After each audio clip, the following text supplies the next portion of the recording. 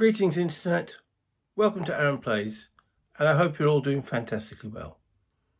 It's just going to be a short little video about something that arrived in the post today, something I ordered off eBay, and it's a bit, I ordered it as a bit of a nostalgia purchase, because this was the first board game that I ever played and was introduced to at the tender age 12, 1977, maybe 1978. Yes, it was a lifetime ago. So yes, I ordered it, as I say, as a nostalgia trip. It's not the greatest game on the planet, but at the time I thought it was the bee's knees and it got me hooked. So let's go and have a look at what I actually bought.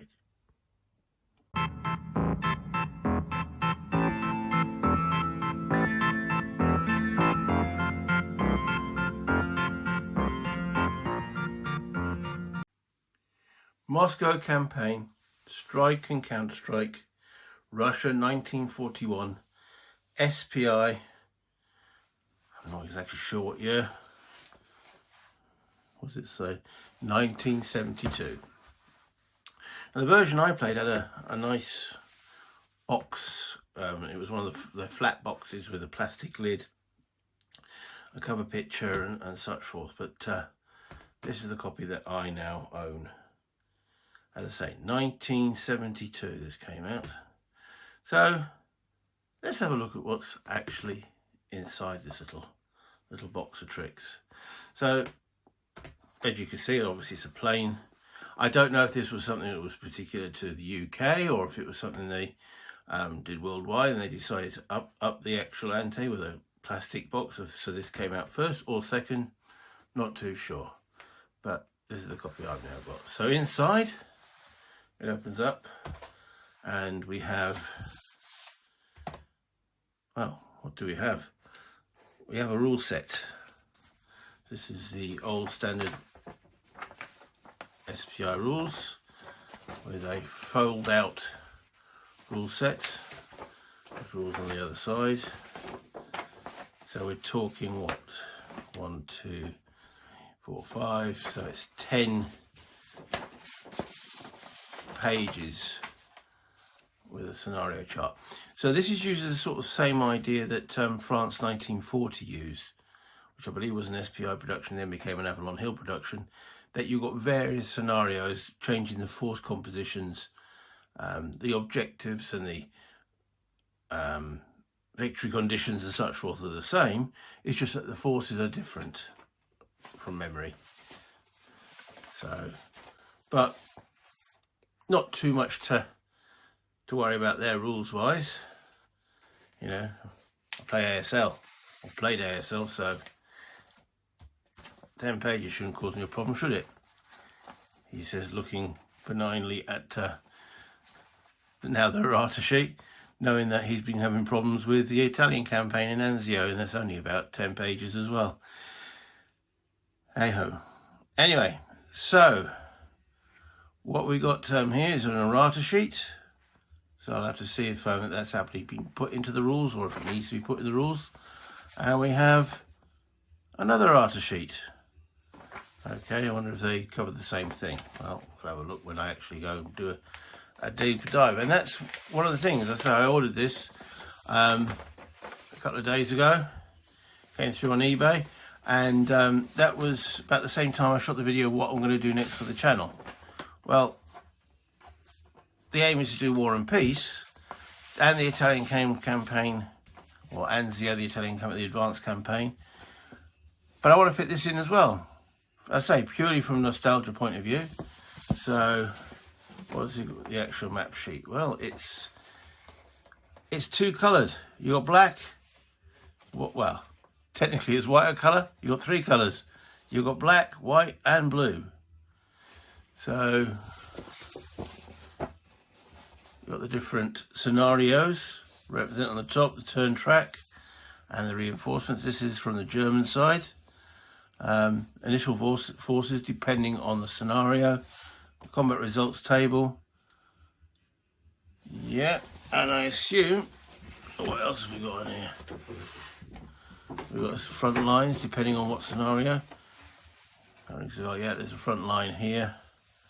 So I presume that's September start line. We have a darker one here, which is a November start line. And we've got an October start line. Or was that December start line? Hold on. September, November, December. Doesn't seem to have an October start line. But okay, fair enough. The dreaded hex itself, or hexes, good old Moscow. And then on the other end of the table, we have the Russian forces, again showing the different scenarios, different forces they actually get. I do remember this having a lot of, let me just zoom in a little bit on here, there we go, a lot of these 1-4 infantry 2XW divisions, few armour, not amazing strength, and there've been rows of these things. So, but I say, back at the time, I hadn't seen anything like it at all. And I was, well, the guy who introduced me was about the same age as me, and he said, fancy playing he saw me reading a miniature set of rules in the school library. So he said, I'll, you know, come round, play a game. Well, he introduced me to this. He thrashed me, completely thrashed me. So I asked if I could borrow it off him, and he said, yeah, sure. Took it home. Played it about 3 times at home, reading the rules, went back to his place the following weekend, or it might be in 2 weekends, can't remember, later, and I proceeded to thrash him. So he, at that point, presented me with a, it's like being enrolled into drugs, isn't it? He presented me with a price list for a shop in Liverpool. Can't remember the name of the shop, but in there, there was a few games from different companies, and they did mail order, and that was when you got the good old 28 days, wait 28 days for delivery. So let me just zoom back out again. Oh, there we go. So in these little flaps, we have, oh dear. Yeah, there's all those dreaded 1-4s I was on about. Now the question is, will I play this game unclipped, or will I clip it all, play it probably once, and then, you know, stick it back on a shelf? Who knows? I might encourage someone else to play it. Yeah, so you've got the Russians,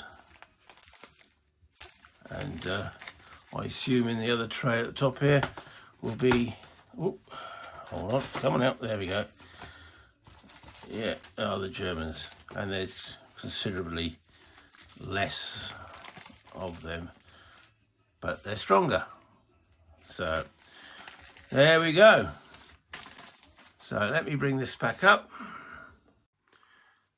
So yeah, bought purely for nostalgia. I suppose we're getting close to, 1941 anniversary of the campaign, but I've got Anzio to finish first. And I also do want to look at War and Peace. So this will fit probably after the War and Peace. Before I look at Anzio. You know, I'm really leaning close to the camera. Play around, leave it alone, put it away after the shoot. Yeah, so I'll probably do, and the order, as I say, in my mind, is finish off Anzio basic game, carrying on online and on Vassal by Plan Saint-Ouen against Mark, and then when I finish the Anzio, I will move on to War and Peace, and I'm probably going to look at doing the Russian campaign on that, and then this. I don't know if I'll do a full play, I don't know if I'll just do a delve in the rules, or if I'll just stroke it a little bit and say, look at this, isn't this dated, antiquated, but without games like this, I wouldn't have got into the hobby. Or there would have been another pathway I might have taken. I could be playing golf for now, you know.